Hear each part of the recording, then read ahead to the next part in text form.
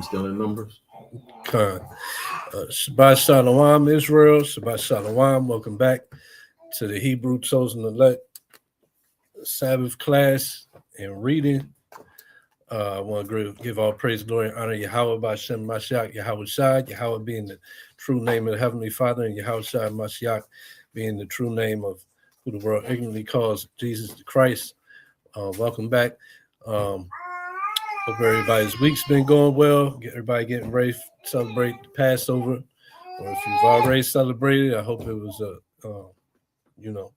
beautiful get together. And everybody, enjoyed that feast.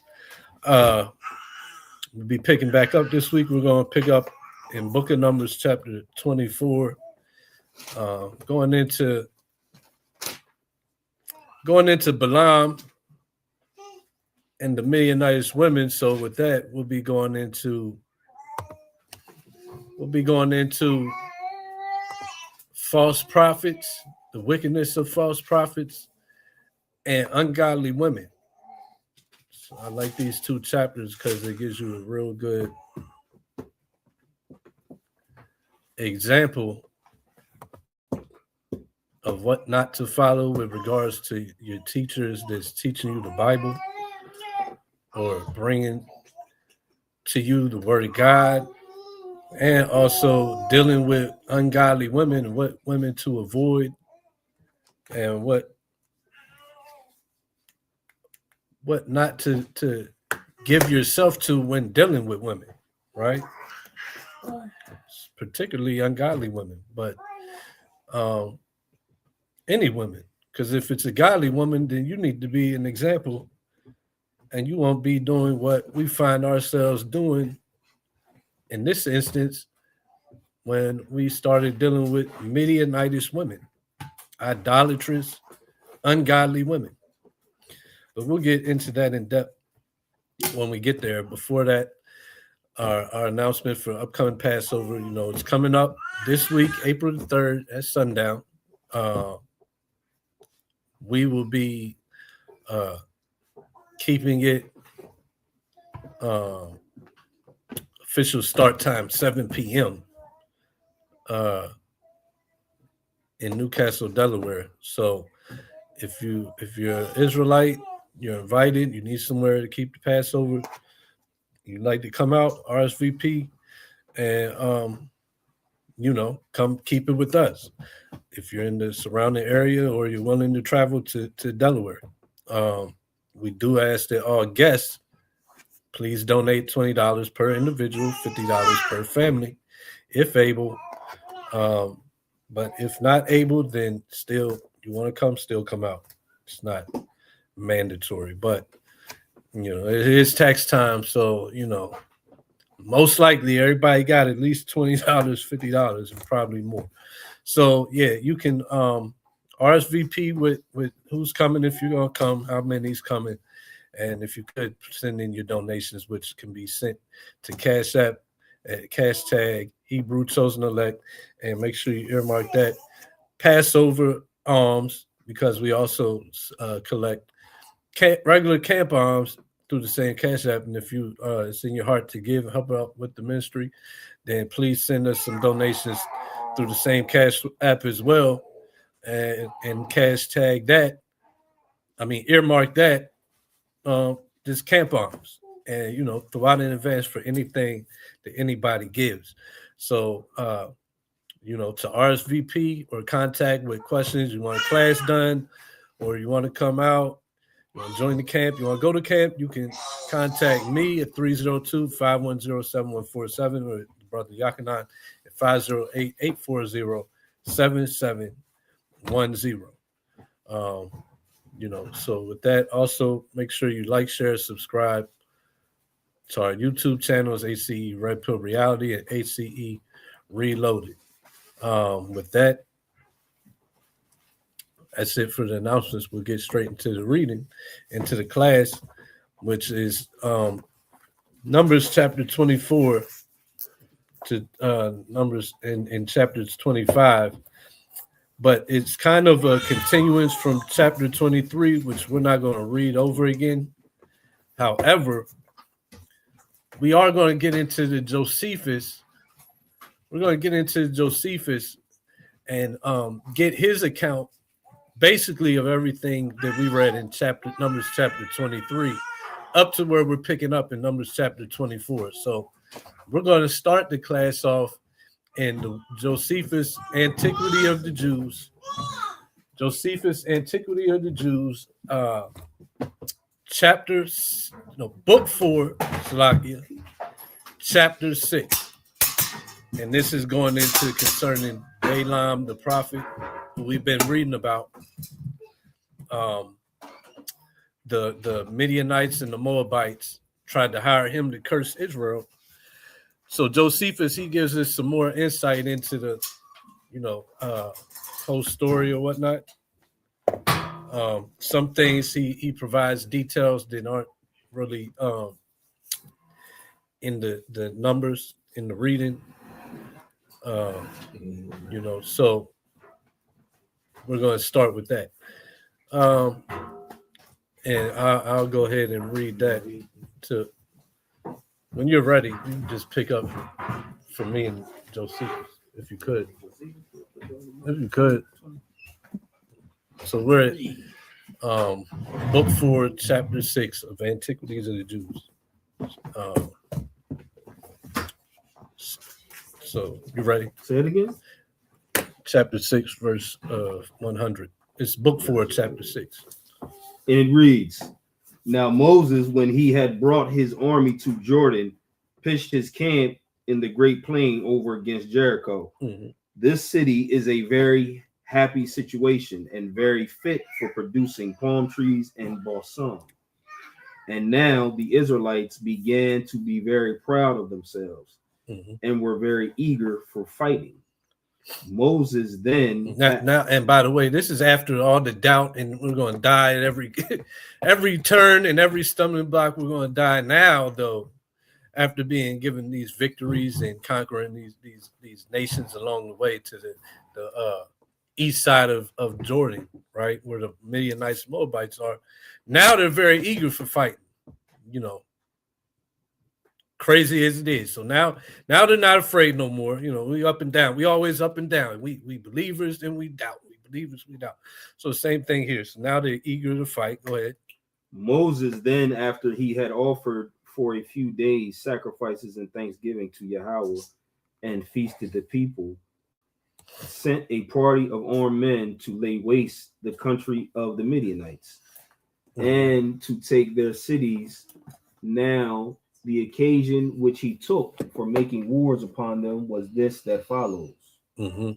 When Balaam, the king of the Moabites, who had from his ancestors a friendship and league with the Midianites, saw how great the Israelites were grown, he was much affrighted on account of his own and his kingdom's danger. For he was not acquainted with this, that the Hebrews would not meddle with any other country. So he wasn't acquainted with what? Any other country. That the Hebrews wouldn't meddle with. So everything we're reading with what we're going to read about Moses being put against the Midianites and the Moabites, that wasn't even the plan that the Most High had, right? That wasn't even the plan. Somebody get Wisdom of Solomon 18 and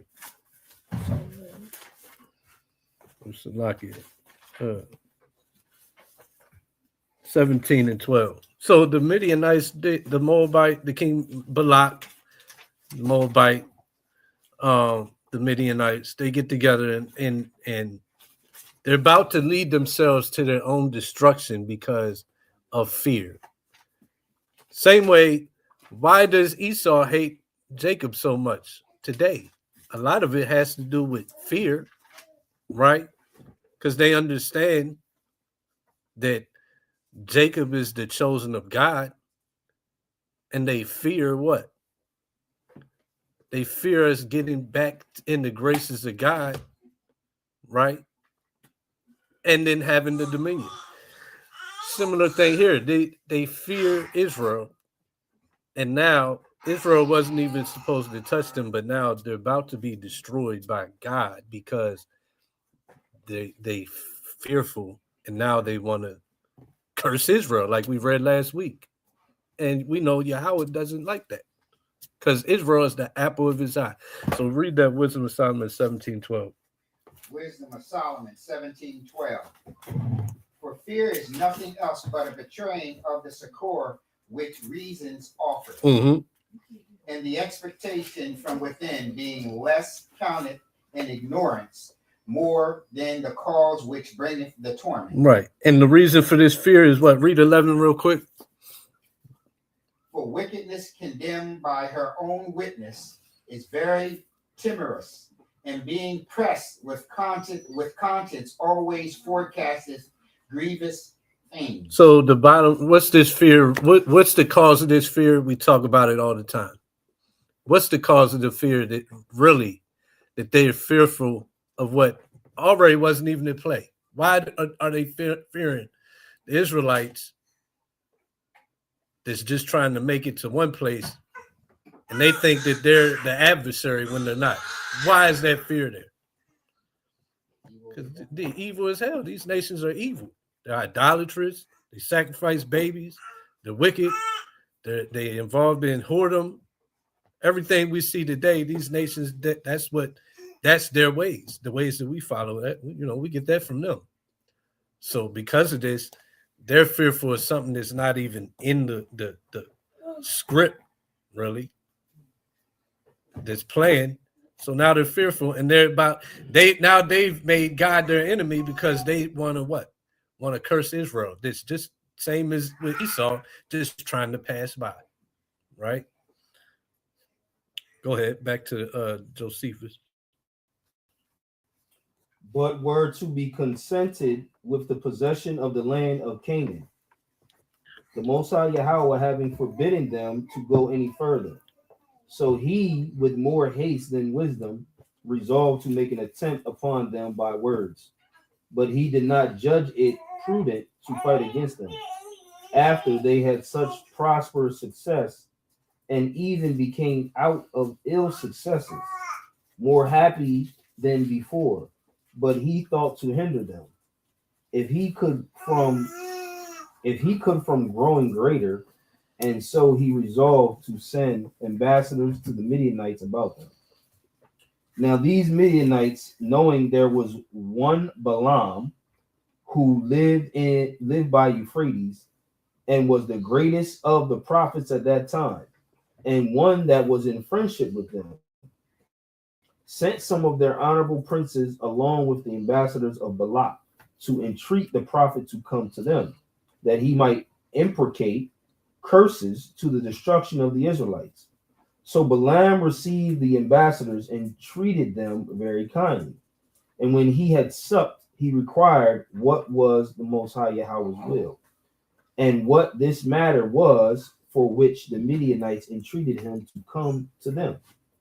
But when the Most High Yahweh opposed his going, he came to the ambassadors and told them that he was himself very willing and desirous to comply with their requests, but informed that the Most High Yahweh was opposite to his intentions, even that the Most High, who had raised him to great reputation on account of the truth of his predications, for that this army which they gathered him to come and curse was in the favor of the Most High, on which account he advised them to go home again, and not to persist in their enmity against the Israelites.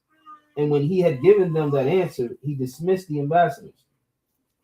Now the Midianites, at the earnest request and fervent entreaties of Balaam, sent other ambassadors to Balaam, who, desiring to gratify the men, inquired again of the Most High Yahweh, but he was displeased at this second trial. So Balaam, though, he was what? Desiring to gratify the men. Why? The wealth, right? And what is the job of a prophet? Is it to get wealth? Or is it to just give the word of God because it's the word of God? So this is one of the first signs of a false prophet. Is what? That desire of gain. Somebody get 2 Kings 5. And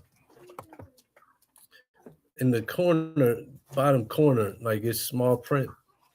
There's like a 2 Peter, I think, scripture in there. Oh yeah, Can you see? Yeah, I don't see it on there, but I think I got that in memory. Mm-hmm. He got 2 Peter. Is that what he's saying? Stuff on false prophets, but the first one, what I say, 2 Kings 5. Well, hold on, I gotta tell you where I want. You got the 2 Kings, you saying? All right, hold. I'll tell you, chapter 5. Yeah, I got 2 Peter. I don't know why I didn't write the verse, but I just got 2 Peter. It's in there somewhere.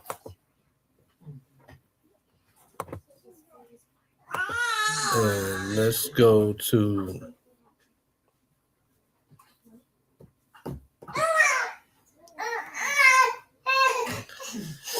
start at verse 1.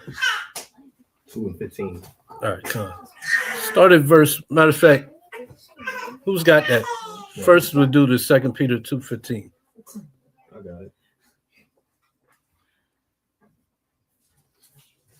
You don't want the first verse of 2 Peter 2, where it speaks of the false prophets among us? Yeah, it goes into it. Yeah, definitely. So we'll do that first, then Kings.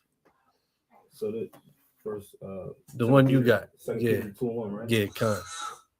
This is 2 Peter 2 and 1. But there were false prophets also among the people, even as there shall be false teachers among you, who privily shall bring in damnable heresies, even denying the Most High that bought them, and bring upon themselves swift destruction. Mm-hmm. And we see that today, don't we?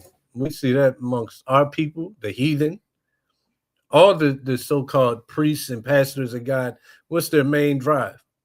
Money. And they do what? They privily bring in damnable heresies, like keeping Easter. We like Balaam for the money. They bring in. We're not doing Passover. We're doing Easter. We're doing what's Mardi Gras based off of? Ash Wednesday or something, I believe. It's the 40 days before Easter. That's when they started. That started with the Catholics. Mardi Gras started with the Catholics. They're keeping of, I think it's Ash Wednesday. And Lent, it's the Lent and all that. Yeah, it's the 40 days. Ash Wednesday brings in Lent, right? Yeah, it's the because what they call it, something Tuesday or something like Mardi Gras. Like one of the days of Mardi Gras has like a nickname. Does that anybody remember what it's called? But still the same. That's what they bring in. So, and we love going to New Orleans to partake in Mardi Gras. It's something. It's a festival that a lot of black people mark on their calendar to do some traveling, go visit New Orleans. Mardi Gras is going to be jumping all week. They're going to be throwing beads. They're going to be showing the breasts, and we're going to get drunk. And I never knew. I just found that out. That was Mardi Gras came from the Catholic start of. Huh? I knew that part of it. You knew it? Yeah. I didn't know it, but why is it even 40 days? Because Christ was in the wilderness 40 days? Is that what it's supposed to be? And then they lead it up to Easter, which has nothing to do with Christ. We know it's Babylonian customs, and it's really all based around money, just like Christmas. Everything's about money. Christmas, they're gonna sell you all the stuff for the tree, the stockings, all that. Easter, they're gonna what? Sell Easter baskets. Go to Walmart right now, they got them pre-made. I seen on social media now, different people, they throwing out ideas of how to make Easter baskets. All this stuff that's just about money has nothing to do with God, but has been brought in by false prophets that are greedy of gain. Go ahead. The verse 15. Go ahead, read down from 1 for now. I like verse 3 too. Okay. Verse 2. And many shall follow their pernicious ways, by reason of whom the way of truth shall be evil spoken. And see, this is how we find ourselves in the condition we're in. This is how we find ourselves against the Most High and always down and out, because we do what? We follow those pernicious ways.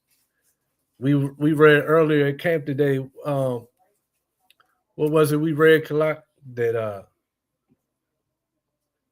What was that verse we read? We follow the ways of the world. I think it was Romans 12. But just following the ways of the world is, where does it start? From these false prophets. Oh, it was, matter of fact, it was Micah 2:11. The prophet that speaks lies. Yeah, these prophets, they're in it for money, and they already know the game plan of, we can make money off these people if we deceive them, and we can also keep them from getting back in the grace of God and having rulership if we keep them deceived and drunken off these lies and feeding our pockets. It all starts with false prophets, right? And then we drink the tea, or we drink the wine, and then we're deceived, and we're finding these pernicious ways. And because they're false prophets, but nobody intentionally follows a false prophet. They look legit. Oh, they look good. Like that pastor, he's dressed nice. He's got a big congregation. He's got a nice house, nice car. God must be blessing him. It must be a godly man. And this is what they bring in. So they got us blinded, feeding their pockets, and they just eating it up. Go ahead. Verse 3. And through covetousness shall they with vain words make merchandise of you, whose judgment now of a long time lingereth not, and their damnation slumbereth not. And the covenant goes both ways. They're covetous. They see you as a dollar sign. They're gonna make money off of you. How do you become deceived? Your covetousness. You see everything that they got, and you're what? You're 10th commandment breaking. You're coveting what they have, and all the things. You're coveting the gift giving. You're coveting the Easter basket giving. What I'm gonna get. Everything's about what I'm gonna get. You go to church because he says if you give him $1, God's gonna give you $100.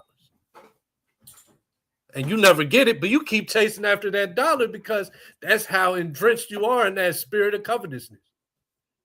You so blinded by covetousness that you giving the pastor all your earnings for triple, double, quadruple that you never get.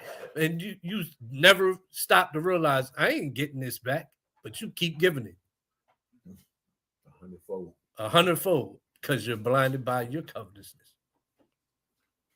Go ahead. Verse 4. For if Yahweh spared not the angels that sinned, but cast them down to hell and delivered them in the chains of darkness to be reserved unto judgment, and spared not the old world, but saved Noah, the 8th person, a preacher of righteousness, bringing in the fruit. All right, Salakia. Now we can drop where you sit. Yeah. No, we ain't got. It's like 10 verses. We ain't even got to go into. Where the one you said, 15. Yeah.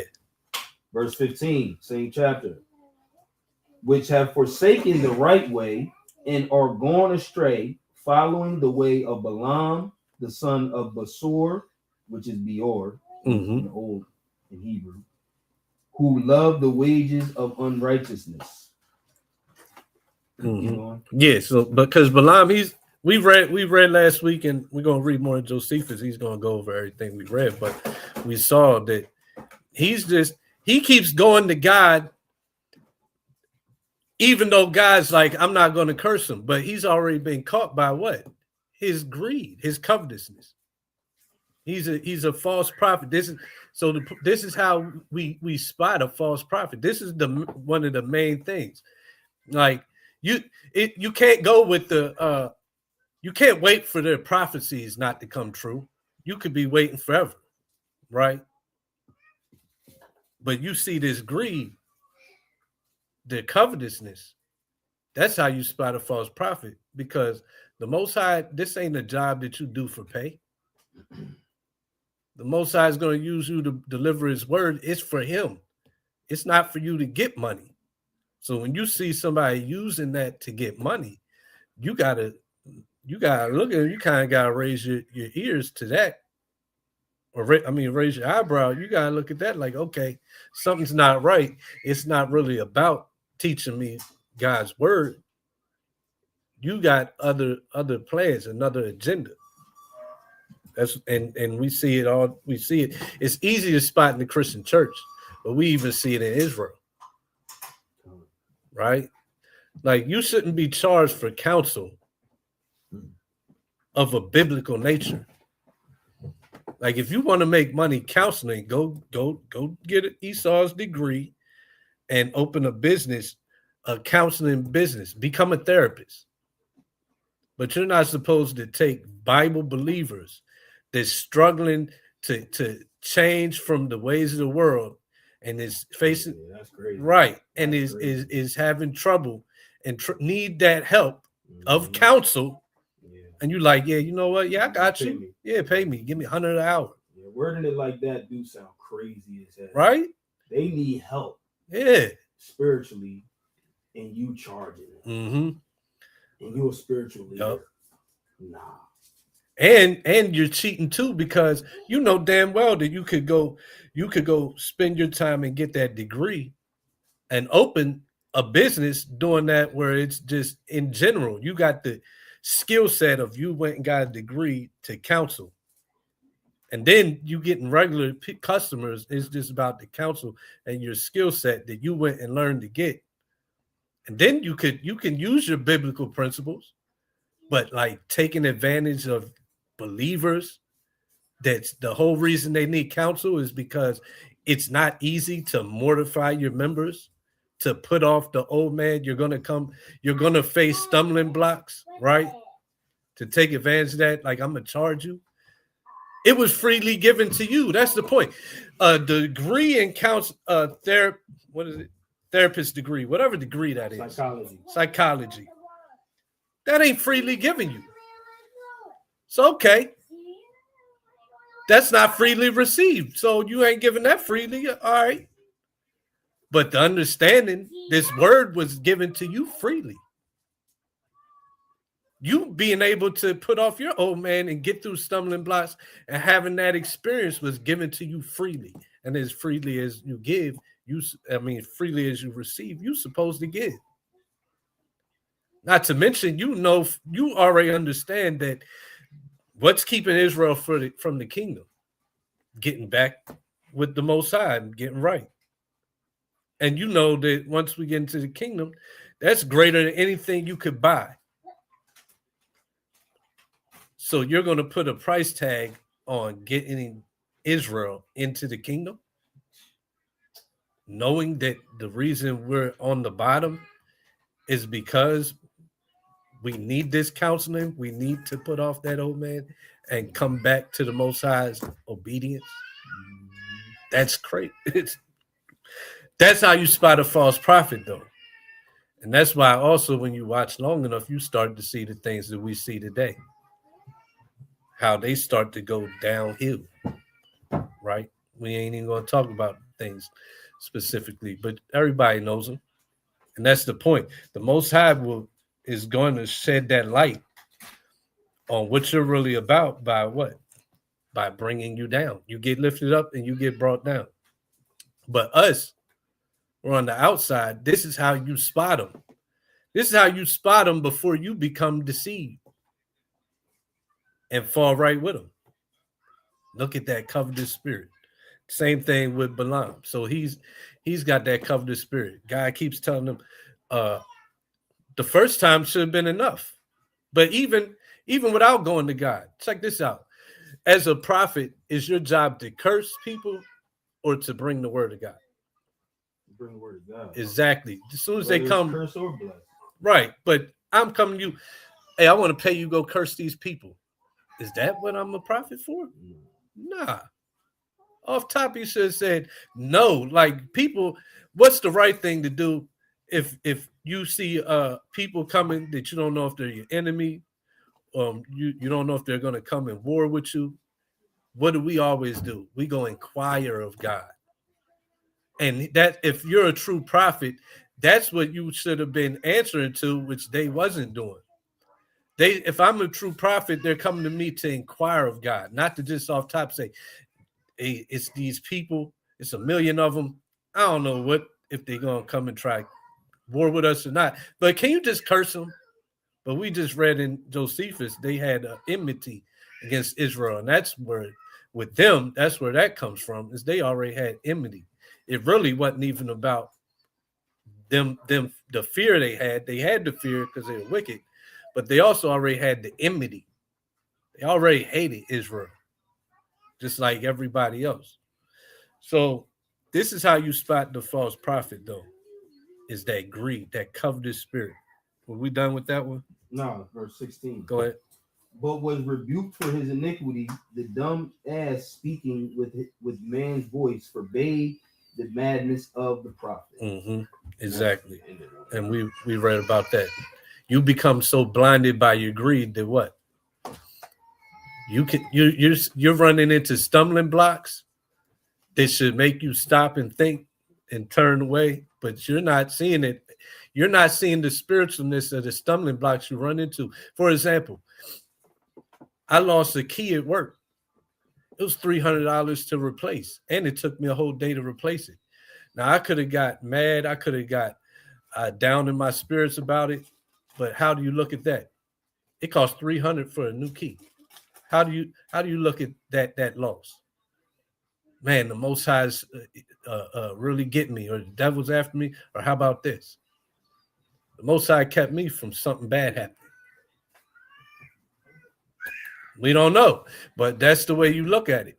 But he's so blinded by his covetousness, he's like, this donkey's off. He ain't, and the donkey has said it never did anything off with him. Like it was always a good animal. And now it's acting unusual. And his thought is, I'm trying to get this bag, and he's just getting mad, beating the donkey. And then the angel reveals, like, look, that donkey was saving your life.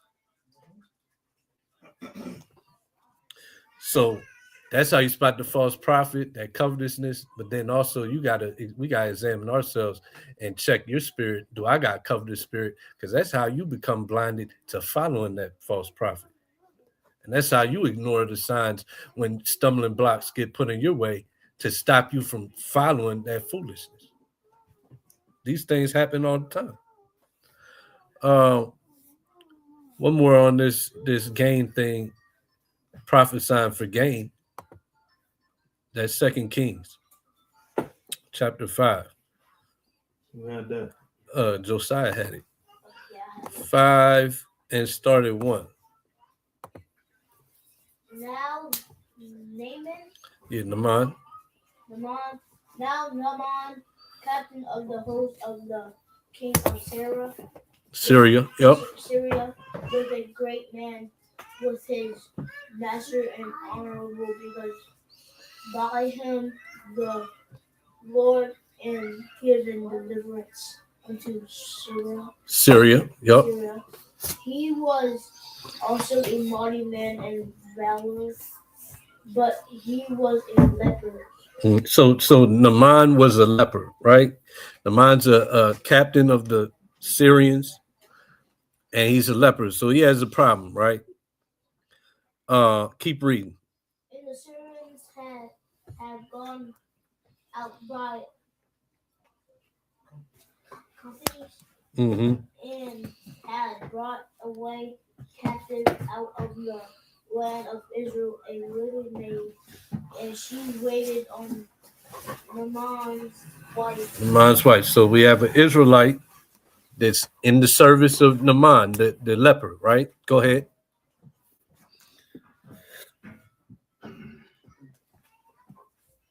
And she said unto her, Mistress, would God, my Lord, were with the prophet that is in Samaras, for he would recover him of his leprosy. So, and while I come over here so you can be heard better while you read this. So the maid from Israel, she lets him know, there's a prophet in Samaria that will recover him of the leprosy, right? So let's drop the verse 10. So Naaman, he ends up taking the advice of the maid, right? And he says to Elisha, the prophet, a prophet, a real prophet of the Lord. He sends to Elisha at the advice of the Israelite maid that he can heal him. So he sends to Elisha to get healing, right? Read verse 10 and down. And Elisha sent a messenger unto him, saying, Go and wash in Jordan 7 times, and thy flesh shall come again to thee, and thou shalt be clean. Mm-hmm. But Naaman.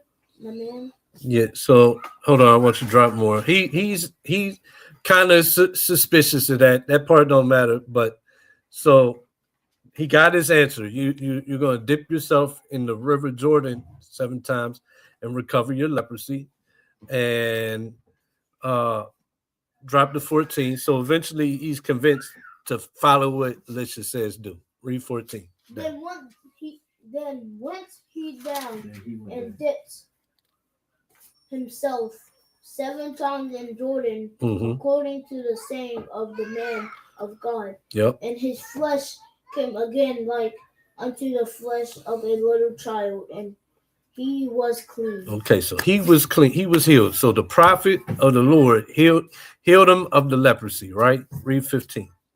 And he returned to the man of God, he and all his company, and came and stood before him. And he said, Behold, now I know that there is no God in all the earth, but is in Israel now.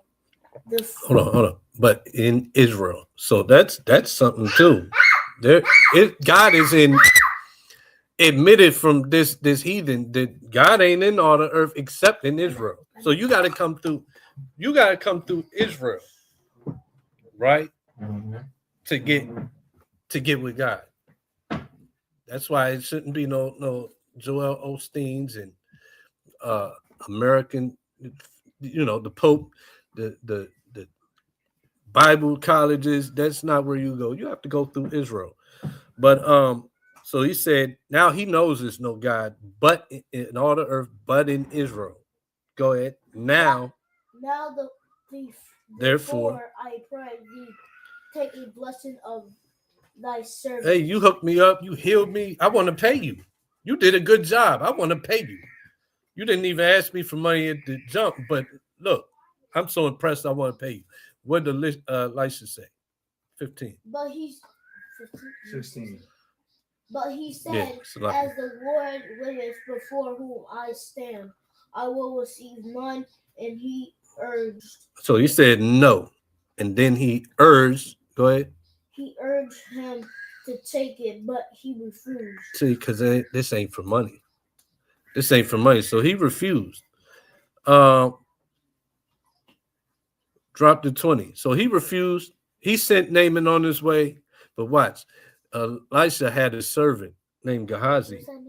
Gehazi had a covetous spirit, just like Balaam. And watch what happens with Gehazi. Go ahead, verse 20. But Gehazi. Yeah. Watch this. Like this. Gehazi. That's his name. Yep. But Gehazi, the servant of Elisha. Yep. Elisha. The man of God, said, Behold, my master hath spread Naaman. Yep. The Syrian, and not receiving at his hand that which be brought. But as the Lord liveth, I will run after him and take someone of him. Keep going. So Gehazi followed after Naaman, and when Naaman saw him running after him, he lighted down from the chariot to meet him and said, It is as well. It's all well. Yes, is all well. Go ahead. And he said, All is well, my master hath sent me, saying, Behold, even now there be come to me from Mount Ephraim, Ephraim 2 young men of sons the of right. the prophets. Go ahead. Give them I pray thee a talent of silver and 2 changes of garments. So he's covetous, and so he sneaks behind Elisha's back, and he's like, "Yo, I'm gonna go out there and get some money." So he asked him for the money, the garments, and he thinks that Elisha, who's a real prophet of God, isn't gonna know. Drop down, and the mind, he's gonna give him everything he asked for. He's gonna tell him be content, and then Gehazi's gonna go back, and he's going to go back to Elisha, and guess what? He's going to get rebuked. So read verse 25. But he went and So this is when he comes back. Stood before his master, and Elisha said unto him, Whence comest thou, Gehazi? And he said, Thy servant went to whither? And he said unto him, Went now mine heart He said, with thee, when the men turned again from the chariot to meet thee? Went not my heart with thee? Not. So he's saying, did the Lord not reveal to me what you got going on? You know that I'm a real prophet of the Lord. He shows me everything. You think that I didn't know what you were doing behind my back? Go ahead. Verse 26 is after the question mark. And he said, Thy servant went no whither. And he said unto him, Went not mine heart with thee, when the man turned again from his chariot to meet thee? Is it a time to receive money and to receive garments and olive yards and vineyards and sheep and oxen? Oxen's good. And men servants and maid servants. Yeah, it's a time to receive these things. We're doing the work of the Lord. Is it a time to get gain? Read 27. The leprosy therefore of Naaman shall cleave unto thee and unto thee and unto thy seed. Unto thy seed forever. He went out from his presence a leper as white as snow. Right. So he got so because of his covetousness and his seeking gain instead of seeking the will of the Lord and serving the Lord freely, he went and took that upon himself to do this for money. And he got the same leprosy that was cleansed from Naaman. He got put on him and his seed forever. Generation. And that's the consequence. One of the consequences you can have from doing what? Going after your own mind and trying to change what the Most High has you here to do, bringing forth his word, put a dollar sign on it. Right? So that's what Balak is doing. That's what the pastors of our people do today. That's what the establishments that we're learning doctrine from have been doing.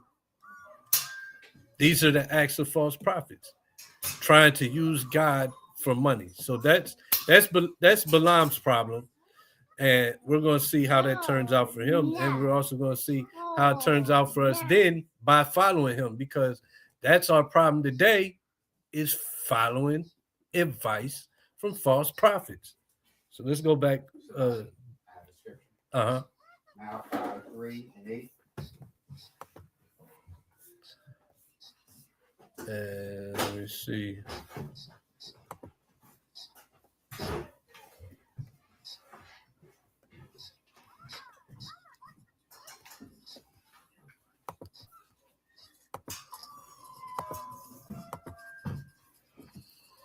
All right.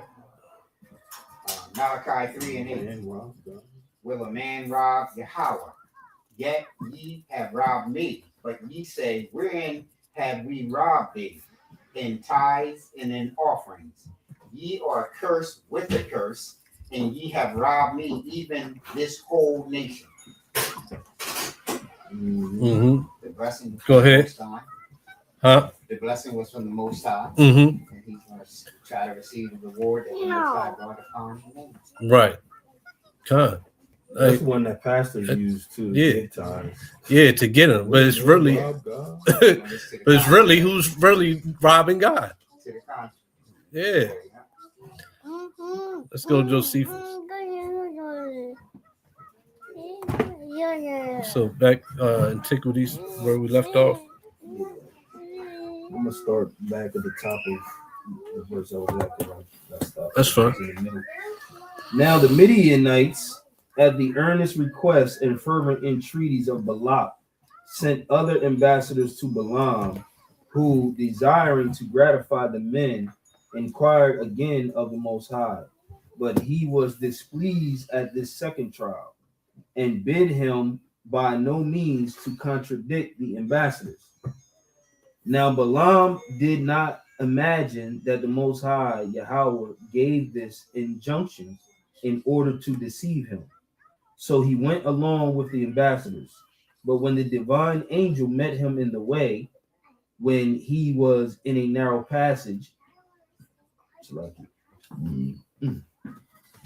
and hedged in with a wall on both sides, the ass on which Balaam rode understood that it was a divine spirit that met him, and thrust Balaam to one of the walls, without regard to the stripes which Balaam, when he was hurt by the wall, gave her.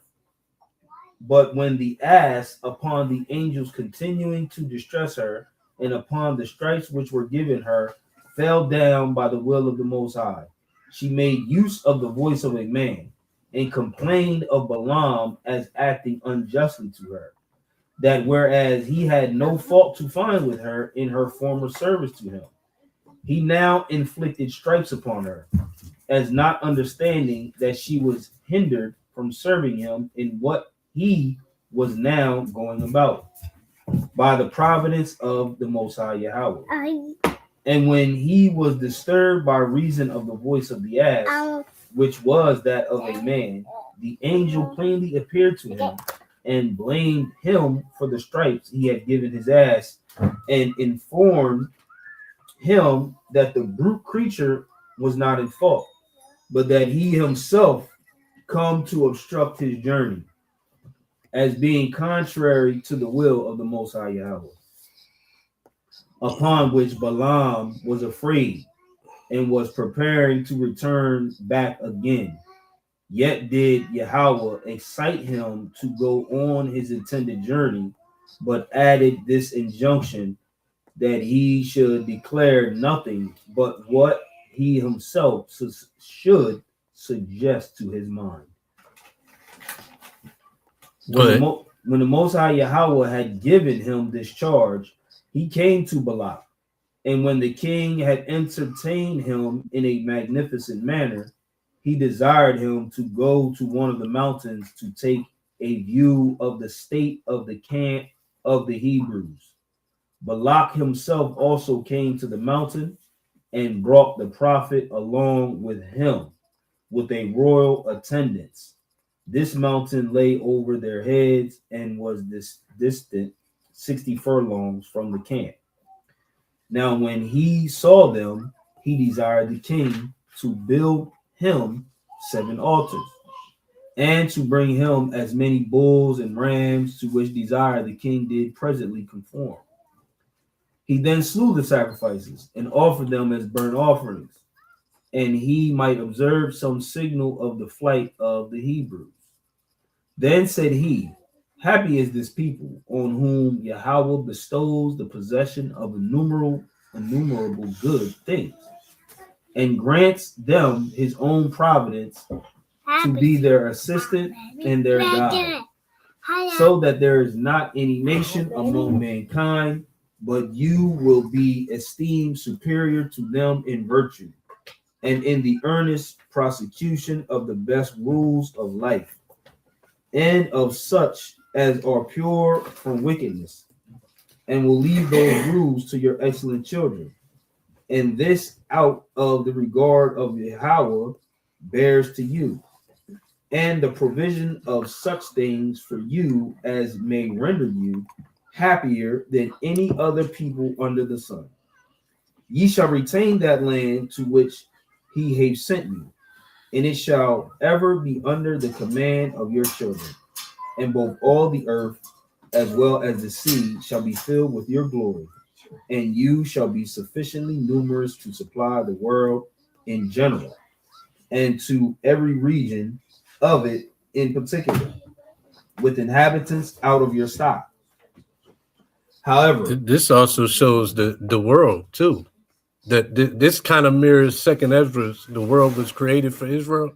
And yeah, so once you have the dominion and you're obeying the laws of God and you're not following the heathen, you're going to be multiplied like the stars of heaven and have to expand beyond Israel and be inhabiting the whole world.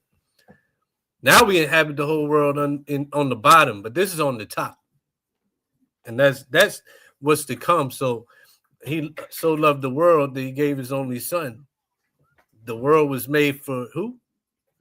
Israel. And Josephus kind of bringing that out, not in response to John 3:16, but the blessing of Israel, that we was to get that land, but we were going to be blessed and multiplied so much that we inhabit everywhere in rulership and dominion. Mm-hmm. This world is not cosmos. This world is point to many. What we're reading, I'm not sure because I don't even have I don't know. This right here world is the complete world. Oh, he's talking about all the land, yes, because he's saying we're going to inhabit the islands everywhere. So that's so John 3:16 is the world of Israel. Yeah, kind of. The other world is the many means the whole inhabited earth. Mm-hmm. Yeah. That means the earth, it's either the other nations or the earth, entire earth. Yeah. That's what. But this is one though that shows when you are dealing with the whole inhabitable earth. That's why I said this one kind of mirrors the second Ezra, where he lets us know the world was made for Israel, the inhabitable world, right? So, but yeah, kind of 116, right?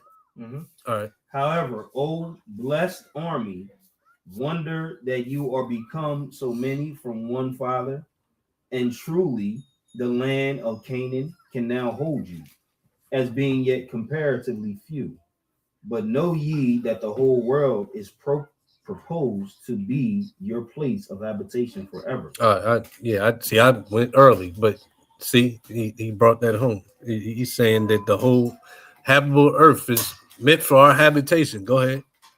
The multitude of your posterity also shall live as well in the islands as on the continent, and that more in number than are the stars of heaven. And when you are become so many, the Most High Yahweh will not relinquish the care of you, but will afford you an abundance of all good things in times of peace, with victory and dominion in times of war. May the children of your enemies have an inclination to fight against you, and may they be so hardy as to come to arms and to assault you in battle, for they will not return with victory, nor will their return be agreeable to their children and wives. To so great a degree of valor will you be raised by the providence of the Most High Yahweh, who is able to diminish the affluence of some and to supply the wants of others. Thus did Balaam speak by inspiration, as not being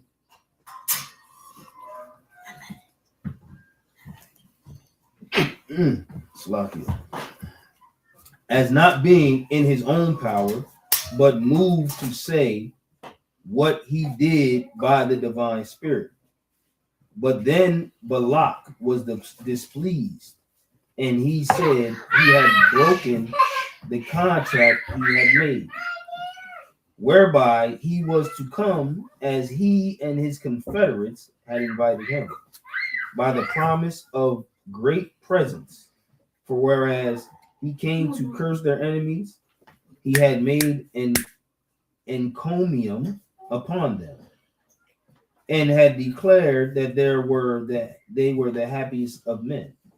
To which Balaam replied, O Balak, if thou rightly considerest this whole matter, canst thou suppose that it is in our power to be silent or to say anything, when the Spirit of the Most High seizes upon us? For he puts such words as he pleases in our mouths, and such discourses as we are not ourselves conscious. I will remember those for a short time, whereby they may appear to be brought low, may still befall them, but after that they will flourish again, to the terror of those that brought those mischiefs upon them. So that if you have a mind to gain a victory over them for a short space of time, you will obtain it by following my directions. Do you therefore set out the handsomeness? What verse is that? 129. Oh, you skipped. Did I? Yeah, you went from 120 to 128 or something. Did I? Yeah, because I got lost. Yeah, we should be at 120. Let me go back. 120. You said 120? Mm-hmm. You got numbers in between words. Yeah, it is. I see him. I definitely see him. So I'm at 120. Mm-hmm. I will remember by the entreaties both you, the Midianites, so joyfully brought me hither, and on the account I took that sneeze. Mm-hmm. Yeah, that's what I took this journey. It was my prayer that I might not put any affront upon you as to what you desire to me. But Yahweh is more powerful than the purposes I had made to serve you. For those that take upon them to foretell the affairs of mankind, as from their own abilities, are entirely unable to do it, or to forbear to utter what the Most High Yahweh suggests of them to them, or to offer violence to his will. For when he prevents us and enters into us, nothing that we say is our own. I did not intend to praise this army, nor to go over the several good things which the Most High Yahweh intended to do to their race. But since he was so favorable to them, and so ready to bestow upon them a happy life and eternal glory, he suggested the declaration of those things to me. But now, because it is my desire to oblige thee thyself, as well as the Midianites, whose entreaties is not decent for me to reject, go to, let us again rear other altars, and offer the sacrifices that we did before, that I may see whether I can persuade the Most High to permit me to bind these men with curses, which when Balak had agreed to, the Most High would not, even upon second sacrifices, consent to his cursing the Israelites. Okay, pause there. Now let's pick up. We're going to pick back up, so don't leave your place. But now we're going to go from there. Numbers 24, 1 to 25. Well, start Numbers 24, verse 1.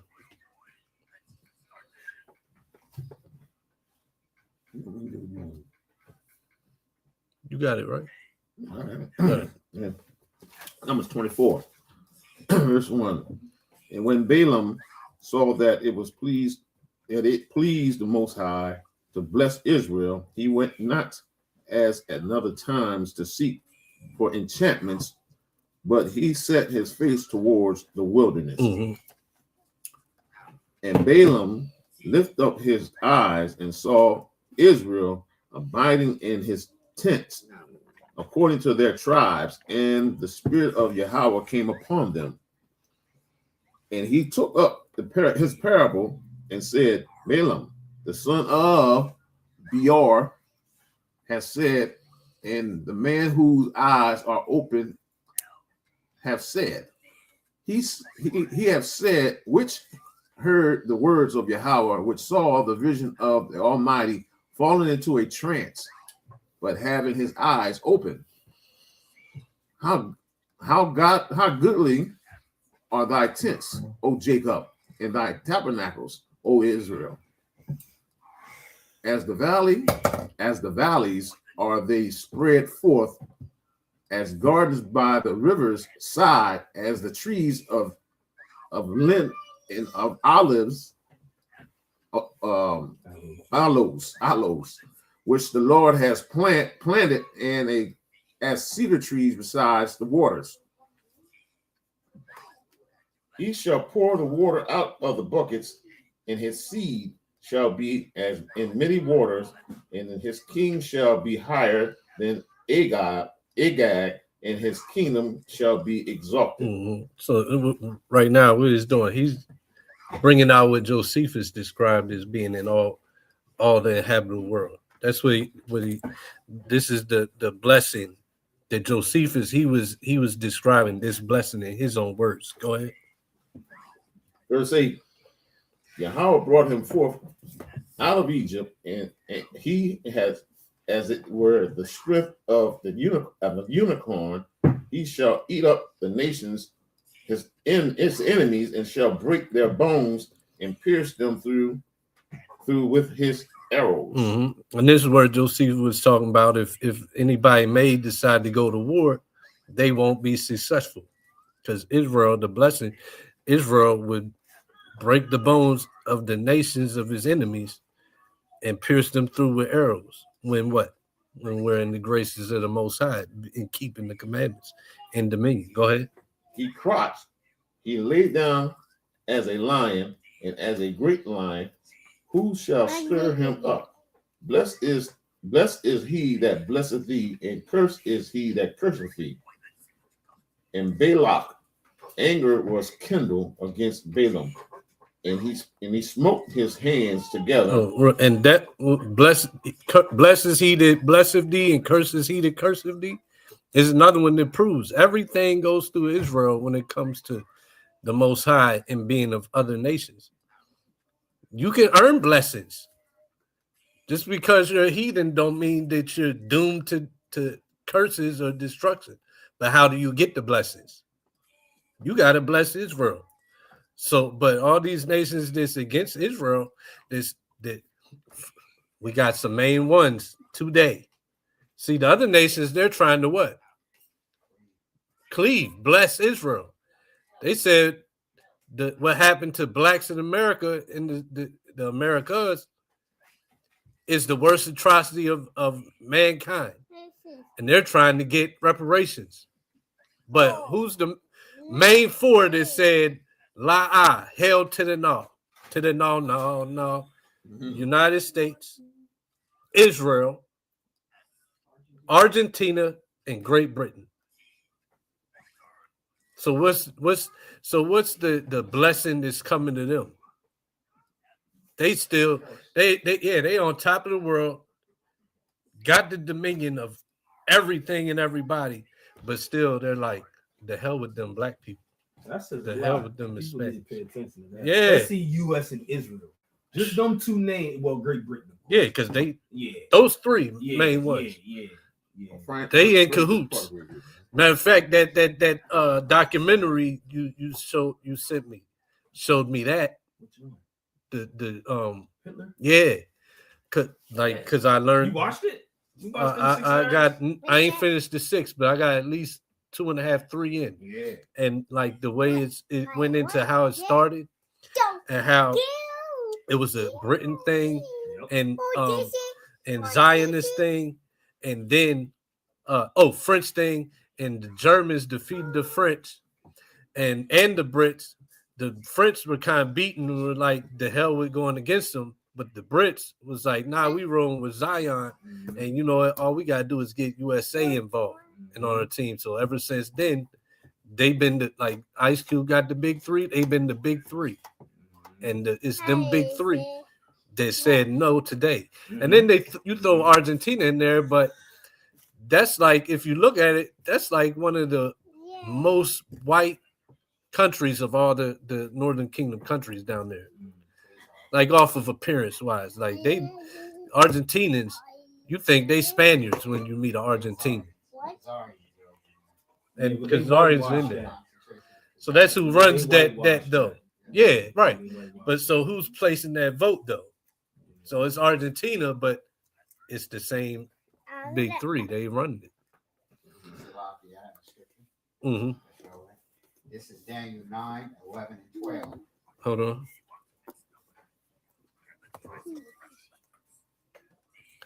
While I pull it up. But yeah, like where's so you said 11 and 12? Where's the expectation of some blessing when Christ returns, when you still saying the hell with Israel and cursing Israel? Daniel 9. Oh, my bad. 9. This is the reason why they could not vote, because this vote would be a testament to this. All right. You can bring it out. Okay. Daniel 9, 11, and 12.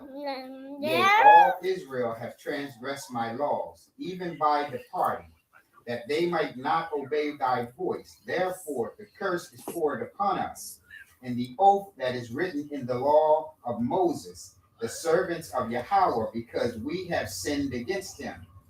And he hath confirmed his words, which he has spoken against us and against our judges that judge us, by bringing upon us a great evil.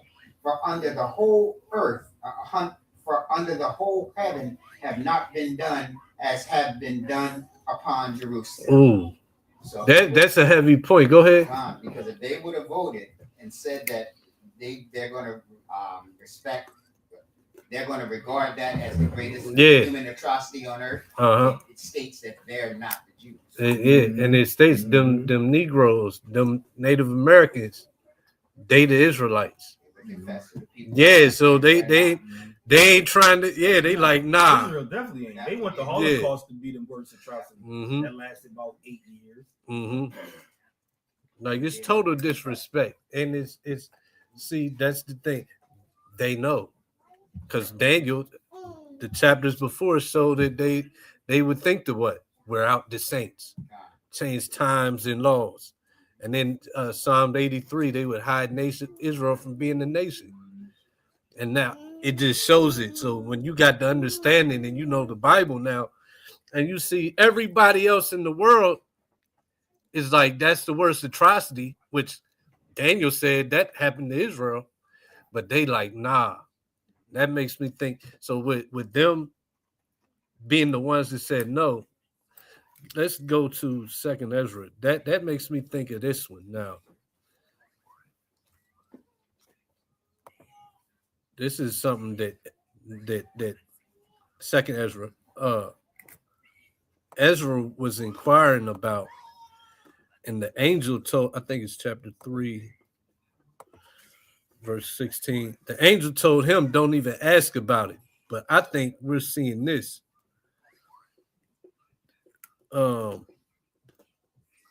Is it 3? The hand 3 and Jacob and Esau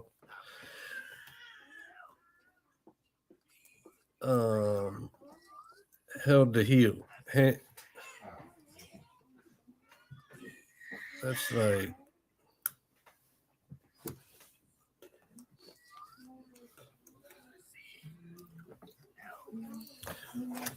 I don't know. I thought it was 16. Let me search that.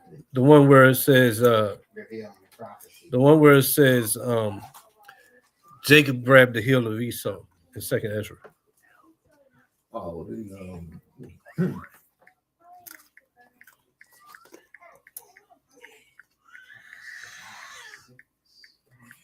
It's probably 6. Yes, it's 2nd Ezra 6. Okay, what verse? 8. All right, 2nd Ezra 6.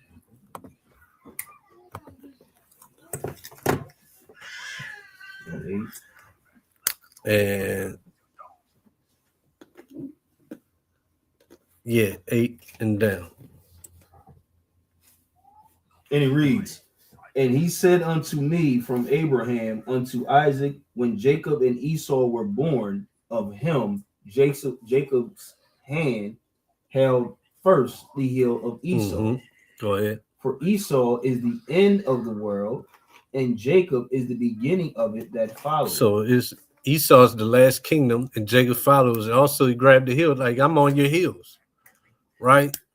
So we know that unless there's other kingdoms, we know who Esau is.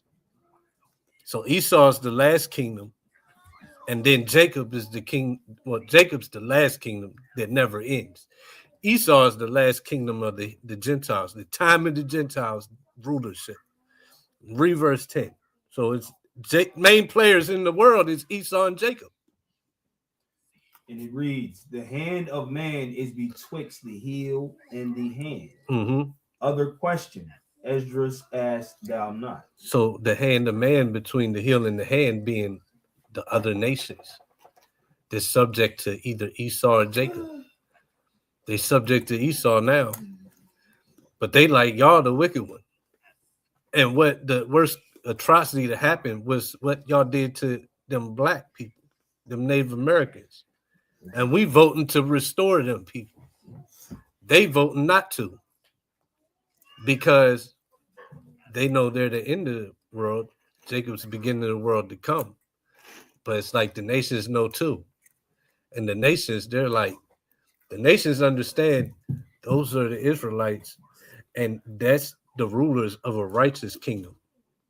Everybody sees that we're all under a wicked kingdom, a wicked dominion. So I don't know. That's just something I noticed. And I thought about it like with what's going on. All the nations that are between the Esau and Jacob, they voting. That's the worst.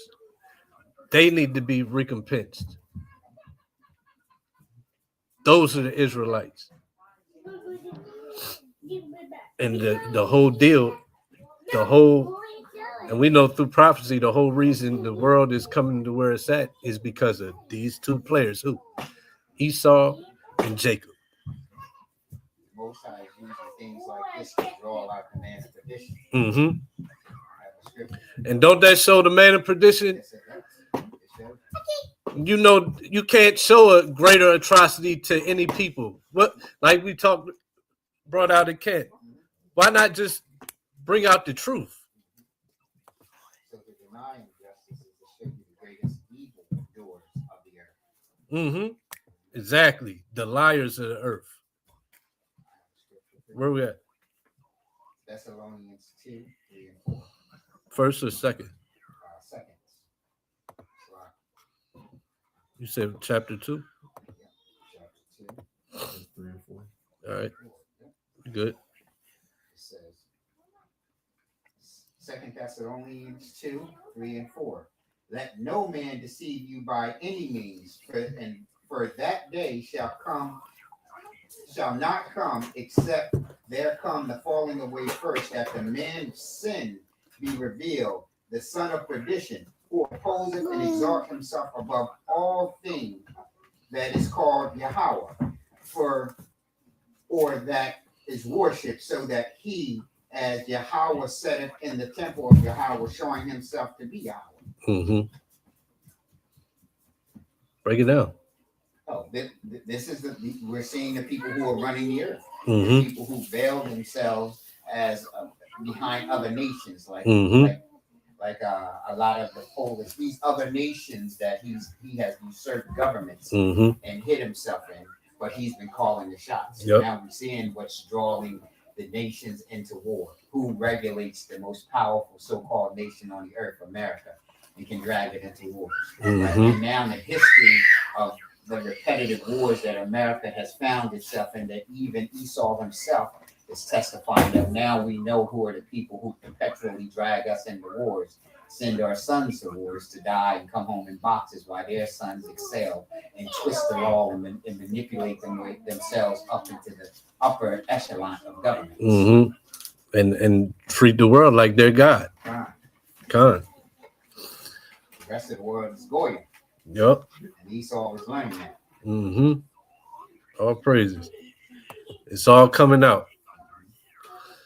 On the numbers, or It's all coming out. Yeah. No, back Numbers. Like Numbers chapter 24, starting at verse 10.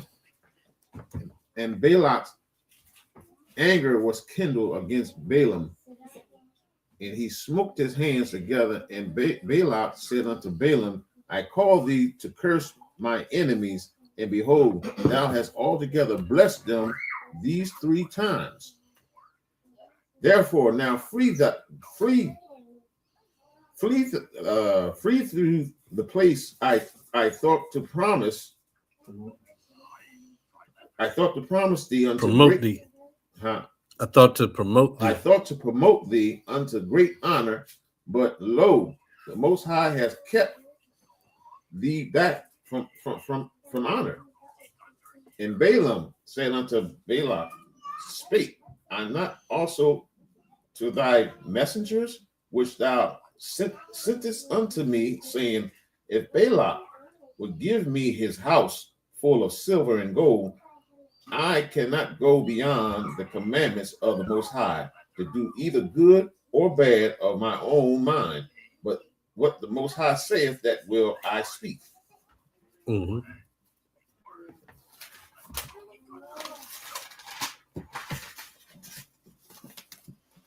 Verse 14. And now, behold, I go unto my people. Come, therefore, and I will advertise thee that this people shall do to thy people in the latter days. And he took up the parable and said, Balaam, the son of Beor, has said, and the man whose eyes are open has said. He has said, which heard the words of Yahweh and knew the knowledge of the Most High, which saw the vision of the Almighty falling into a trance, but having his eyes open. I shall see him, but not now. I shall behold him, but not nigh. Mm-hmm. There shall come a star out of Jacob, and a scepter shall rise out of Israel, Mm-hmm. and shall smite the corners of Moab and destroy all the children of Seth. Mm-hmm. Sheph. And who's this star out of Jacob? Yahushua. So Yahushua, future prophecy. If he's gonna return and smite Moab, destroy the children of Seth. Go ahead. And Edom shall be a possession. Revelation 13:10. Go ahead. Seir also shall be a possession. For his enemies, and Israel shall do violently. Book of Obadiah, still waiting to be fulfilled. Out of Ezekiel chapter 25. Make Israel real quick. Ezekiel 25. Same as battle axe, but I want this Ezekiel 25 one. Make you my battle axe weapons of war, but then you got this one is this one goes right with that Obadiah. Fire. Yeah. Uh-huh. Mm-hmm. I can't say it either. Yeah, I'm skipping my mind, but this say it right here. What is this? Yeah, there it goes. Yeah, there. So Obadiah 1:18, right? Ezekiel 25, 12 to 14 is pretty direct. Somebody read that. Ezekiel 25, 12 to 14. Okay. Ezekiel 25, 12 through 14. Thus saith Yahweh our power, because that Edom have dealt against the house of Judah by taking vengeance, and have greatly offended and revenged himself upon them. Therefore, thus saith Yahweh our power, I will also stretch out my hand upon Edom, and I will cut off man and beast from it, and I will make it desolate from Teman, and they of Dedan shall fall by the sword. Because you violated, you offended. You offended when you said that's not the greatest atrocity. That wasn't illegal at the time by international law. And you revenged yourself. All this hatred stems from you selling something and I taking what you sold me. And the hatred has been since then. Amos 1:11. Perpetual hatred. That's why I know that atrocity isn't the worst of mankind. You guys are monkeys. That's what they're saying. So they said, hey, y'all are like animals, so we're gonna experiment on you. You're like animals, so we're gonna enslave you and torture you.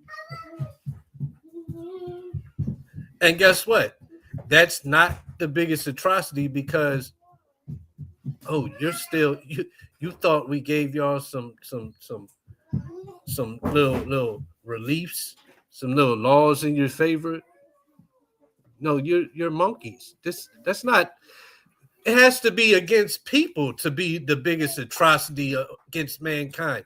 You guys aren't mankind. That's what they're saying. You're not mankind. Go ahead. Verse 19. Hold on. No. He didn't get to it. He's almost. He said, go ahead. Let's finish this one. Then you grab it. You want me to go or you? No, He Kalak. finishing the Ezekiel, right? Yeah. Verse 13. Oh, no, you read 13. Verse 14. Oh, go ahead. Yeah.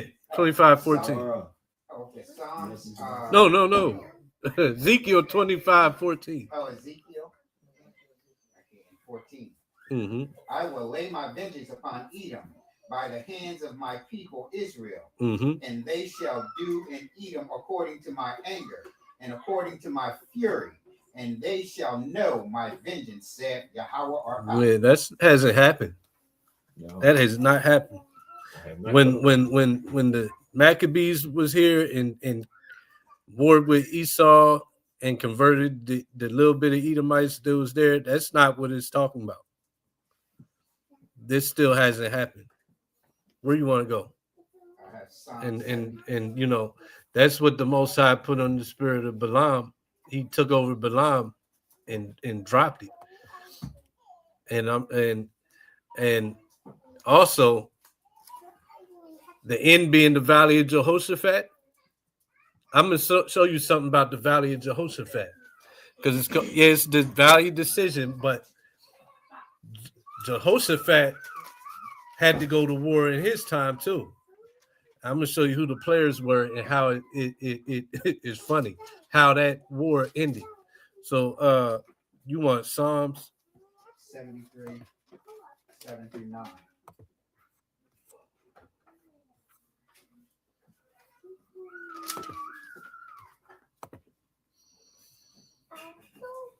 All right.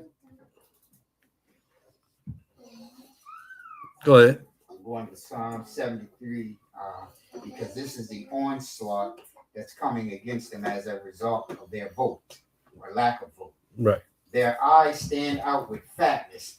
They have more than the heart could wish. And who controls the wealth on the earth? Mm-hmm.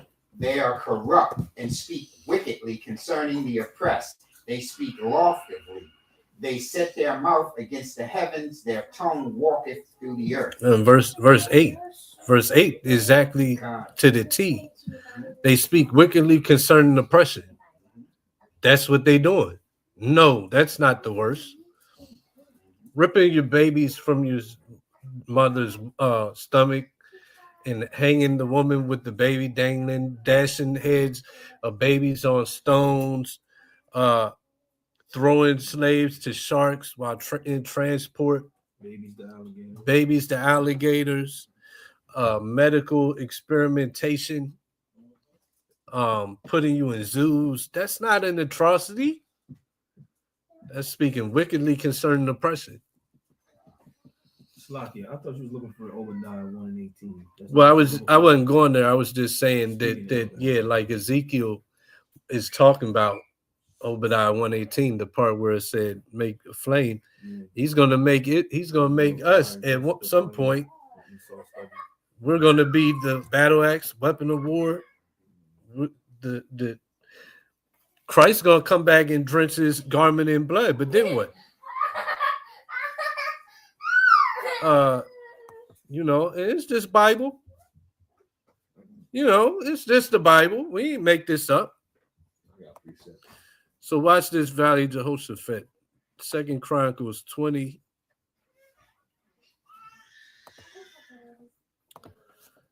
and 21.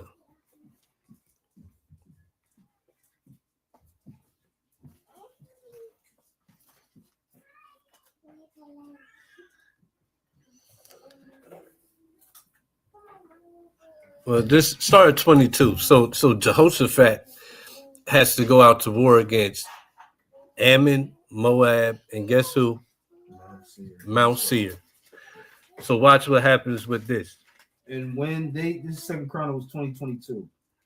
And when they began to sing and praise to the Most High, the Most High set ambushes against the children of Ammon, Moab, and Mount Seir, which were come against Judah, and they were smitten. For the children of Ammon and Moab stood up against the inhabitants of Mount Seir, utterly to slay and destroy them.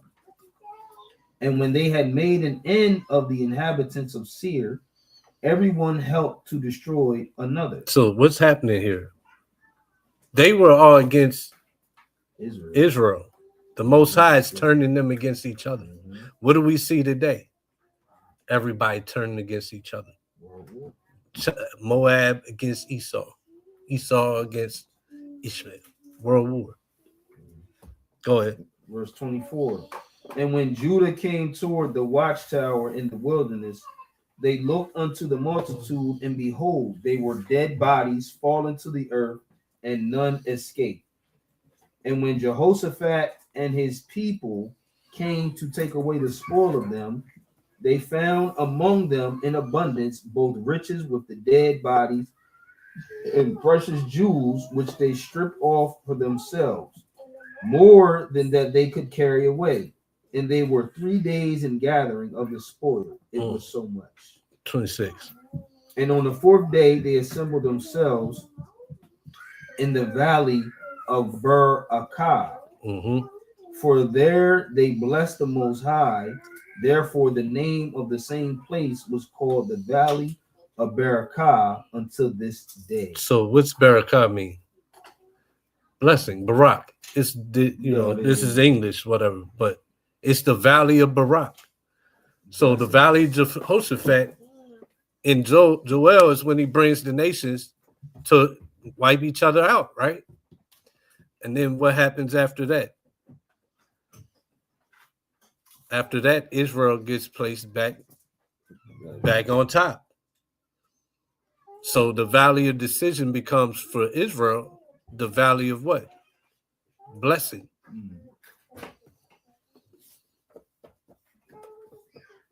All right, we're going back to somebody. We got another precept. No, I know that precept was going to go along with what.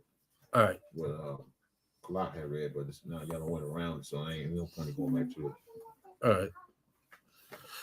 All right, let's go back then. We I? were at division. We were at verse 18. 19. Yeah.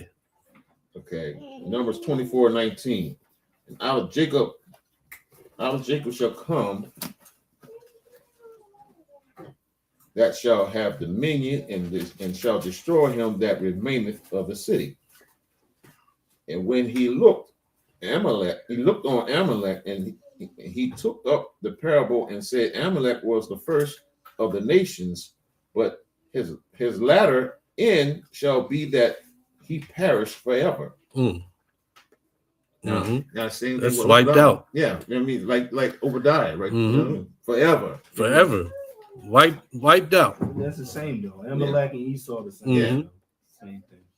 Yep. And he looked on Canaanites, on the Canaanites, and took up his parable and said, strong is thy dwelling place, and thou puttest thy nest in a rock. Nevertheless, the Canaanites shall be wasted until ashore and carry thee away captive. Now, who are the Canaanites? I'm not sure at the moment, but It's a nation though. Okay. This is telling of the What name are they nations. going with today? The nations that's not Israel is going to be put into either cleave or put into captivity. That's what it says. This is the prophecy. It says like comes from King. Mm-hmm. It says Asher shall carry thee away captive. Who's Asher? I'm not sure if this one is Israel or the Assyrians. Sure. Yeah, I'm not sure. But either way, keep going. But it does deal with the biggest topic that Christians have when it can Esau be saved. Mm-hmm. Will he get the kingdom? I'm just trying to figure out where we're going to pull that from, just like you. Where are we going to pull that from? It's not looking good. I mean, we're just reading. What are we going to read Harry Potter and say his name is not really Harry? It's Jake. I mean, it says Harry. Yeah. You know, we're just reading. Breaking it down, you know. Keeping the commandments so that we make sure we have understanding. While we're learning from false prophets, they get money and don't keep commandments, but have the understanding. Air quotes. Go ahead. Verse 23. And he took up the parable and said, Atlas, who shall live when Yahweh doeth this? And ships shall come from the coast of Chittim, and shall afflict Asher, and shall afflict Eber, and he also shall perish forever. Mm-hmm. And Balaam rose up and went and returned to his place, and Balak also went his way. All right, so Balak finally gets it. He's like, I ain't getting nothing out of this cat. So let's go Antiquities chapter 4. So I get book 4. Chapter 6 is I think you're picking up from where you left off, 125 to 130. Yeah, it was 125. Yeah. This Then fell Balaam upon his face and foretold the calamities would befall the several kings of the nations and the most eminent cities, some of which of old were not so much as inhabited, which events have come to pass among the several people concerned, both in the foregoing ages and in this, to my own memory. So he's saying some of these, he sees some of these prophecies have happened, but he's going to let us know they all haven't happened. And we know which ones haven't happened for definite. Go ahead. Both by sea and by land, from which completion of all these predictions that he made, one may easily guess that the rest will have their completion in time to come. And he doesn't say exactly which one. Dang, hold on. He doesn't say which ones he thinks have already been completed, but he lets you know that all of them haven't, and some are to come. What verse we at? Okay, time to come. So, and we just went over. We know what hasn't came yet, and we just went over some of that. Have yet to happen. So even Josephus in his time, though, is letting you know some of these haven't happened. Specifically, Esau and those prophecies haven't happened. The main prophecies haven't happened. And this Josephus is during what time? Christ time, meaning it didn't happen with who? Maccabees. Because it still ain't happened in Josephus' time after that. Go ahead. But Balak, being very angry that the Israelites were not cursed, sent away Balaam without thinking him worthy of any honor. Whereupon, when he was just upon his journey in order to pass the Euphrates, he sent for Balak and for the princes of the Midianites, and spake thus to them: O Balak and you Midianites that are here present, for I am obliged, even without the will of the Most High, to gratify you. So now he's like, man, that he's still he's trying to get that money. So now he's such a prophet of the Most High, but he's like, I'm coming without the will of God. The Most High, he didn't bless me. You know what? The hell with that. I'm gonna go get it myself. And a lot of Israelites today feel the same way. A lot of people look at it like, well, I still ain't got money. I still ain't got any gain off of teaching the word, off of becoming an Israelite and following and putting fringes on my shirts and casting off my old ways. I still ain't getting no gain from it. And then what? Well, you know what? The hell with God. Without God, I'm gonna go into the world and get everything that my flesh desires. That's what happens. Go ahead. Just like Balaam. Go ahead. It is true, no entire destruction can siege upon the nation of the Hebrews, neither by war, nor by plague, nor by scarcity of the fruits of the earth, nor can any other unexpected accident be their entire ruin.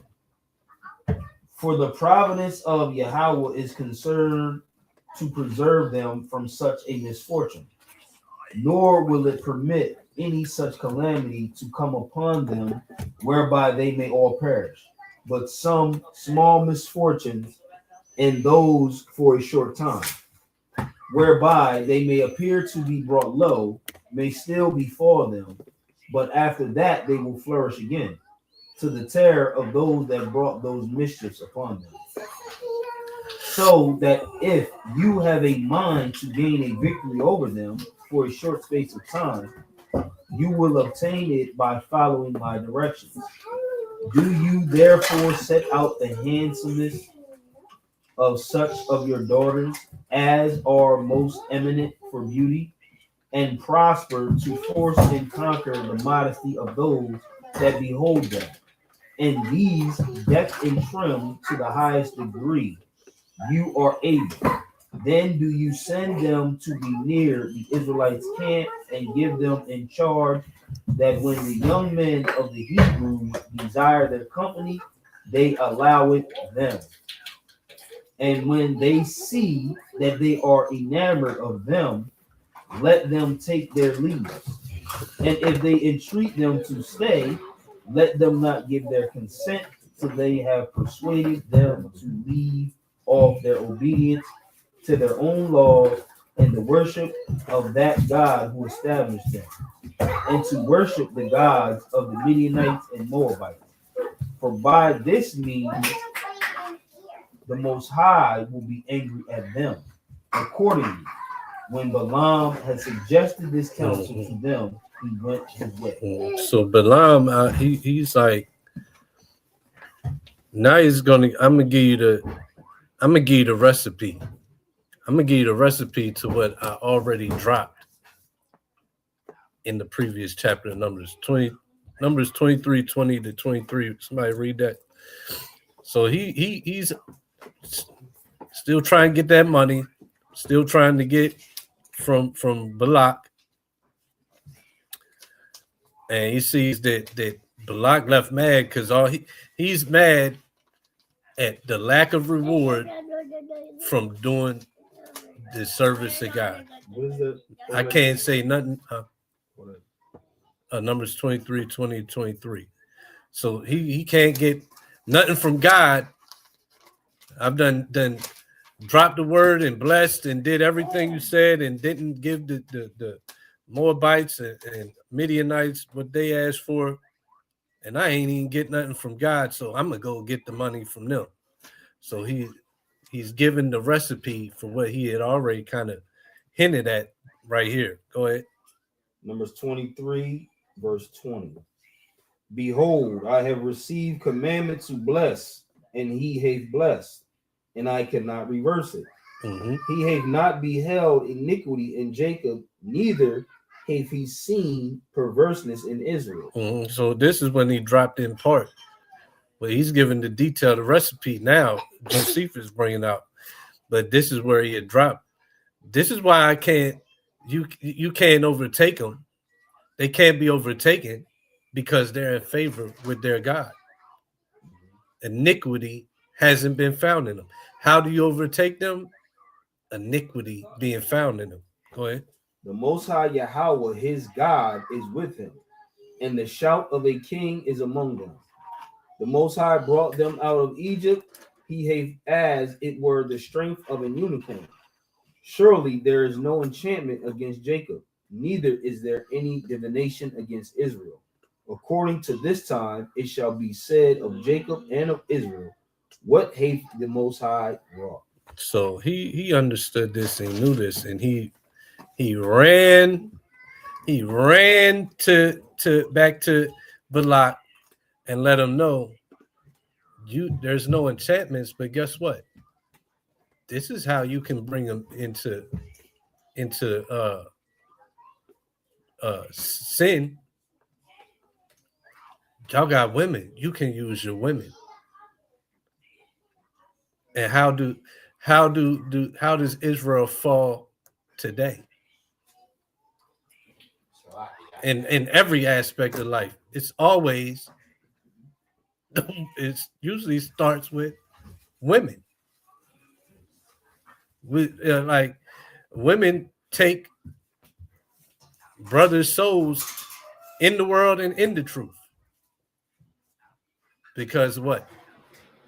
They so pretty, they look so good, right? The lust, exactly. Yeah. The lust will convince you to put up with anything, and it even tell you that, well, I can fix her.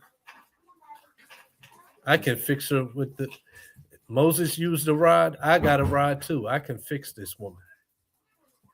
But what happens? What happens is what Balaam knew what happened when you put some beautiful, ungodly women in front of Jake. You do that, and you can make them fold. That's what he knew. So he went and broke that down. And we're going to go into that. Now we're going to go into that in depth, the way we kind of touched on false prophets, wickedness. We'll have to do that next week. But this is where we're at with it.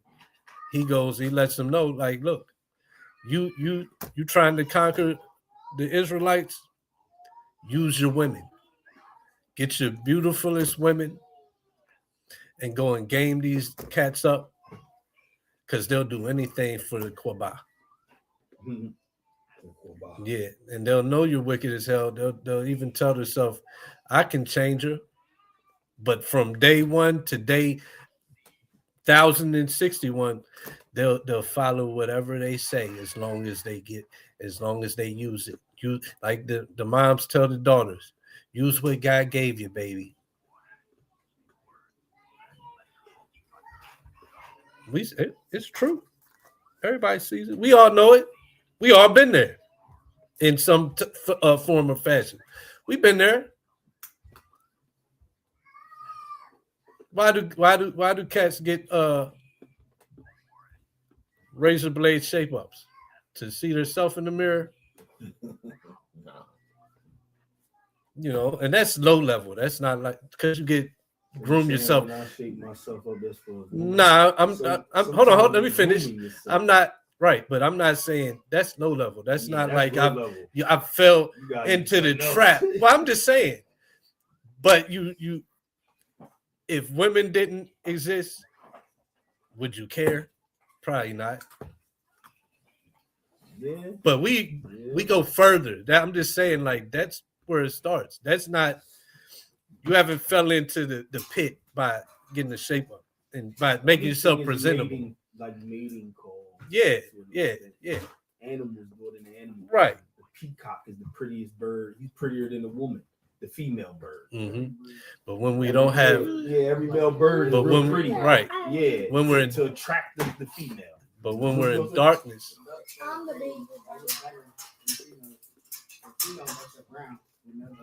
Got color. Okay. Mm-hmm. I didn't know that.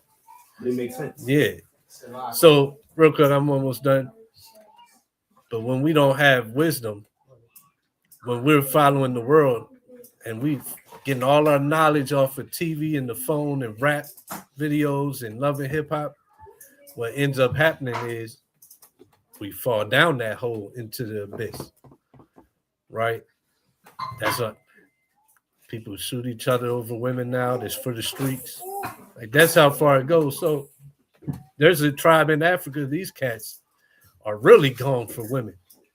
The fat stomach ones. no, the ones that they like show their teeth and they sit there and cheese with their teeth and they got their eyes wide open and they sit there and sound like hyenas. Okay, you seen that? Nah, but it's another tribe where a big belly is what attracts the woman. All right, so all right. I think I seen belly, that. The more women will want you.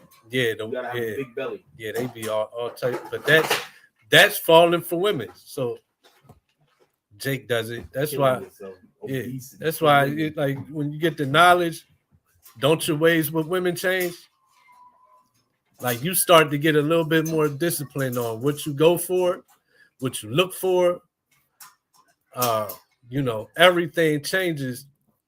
But when you're in the world and you don't got the understanding, everybody don't like fall like they about to fall. But you susceptible though to put up with different things and let things slide, and you act retarded to the point you're fighting over a woman that she didn't have to give it up. Why wasn't she loyal? Like you'll fight somebody that your woman gave it up to and let her, as if she wasn't the one that owed you loyalty. Go ahead, Kalak, my bad. We noticed that in the Garden of Eden, the Most High didn't give Adam a Cadillac or 100 acres or 40 acres of milk. He gave him So what's central to a man being whole and being able to find peace on this plane? Yeah, so there's a need of women, definitely. There's a need of women. And we say it all the time. But if you ain't smart, if your wits ain't with you, if you ain't on top of it, she can use that need of her to get her needs and wants and dominion over you. You say your wits with the scripture, many have you going out of their right. And yeah, exactly. All of that, yeah, exactly. Like, and we're gonna go into it more, but that's why, like, you come to the knowledge and understanding. You shouldn't be chasing women that's not of the same mind, or at least halfway there, at least in agreement, because it's the same thing though. What we're going to see with the Midianites, even if it's our women, if they in the world, they attach to the world, they want to be Cardi B, they want to do Christmas, they want to do this, that, and the third. They'll agree to get you. They're trying to reverse it, like how we would game women. Now they the gamers, and they gonna game you and be like, "Yeah, I agree," and just to get you on her side and take everything you got, and to bring you into captivity, like we're gonna see with these Midianites and the counsel Balaam gave him, because Balaam knew, look, you got beautiful women, they gonna go for it. These cats are carnal, and that's who they got. We seen all through the wilderness trip, cats ain't believers. A mosquito bite. Oh, you brought us out here to die. Yeah. Look, all you gotta do, get some beautiful women. They'll fall. Watch. So we'll stop there though. Pick it up next week, part 2. So next week, number 25, right? Yeah, next week will be a part 2. Part 2, because we're going back into Josephus for chapter 25 too. So, yeah, hope the class was edifying. Like I said, we're going to end it there. Pick up back next week. Remember, the Passover is coming up. All Israel is invited. If you need somewhere to keep it, and you'd like to be a guest at our Passover, just RSVP. If you got it, send in the donation money that's on the flyer, 20 per individual, 50 per family. And also, don't forget, we asked if you're able to donate to help out the ministry, do so as well. through our Cash App and earmark it Camp Arms, and you know, the one in advance for anything that anybody gives. So I'll close out by giving all praise, glory, and honor Yahweh by some Mashiach Yahweh Shai. Shabbat Shalom. And until next time, Kwam Yashalom. Come, Yashalom.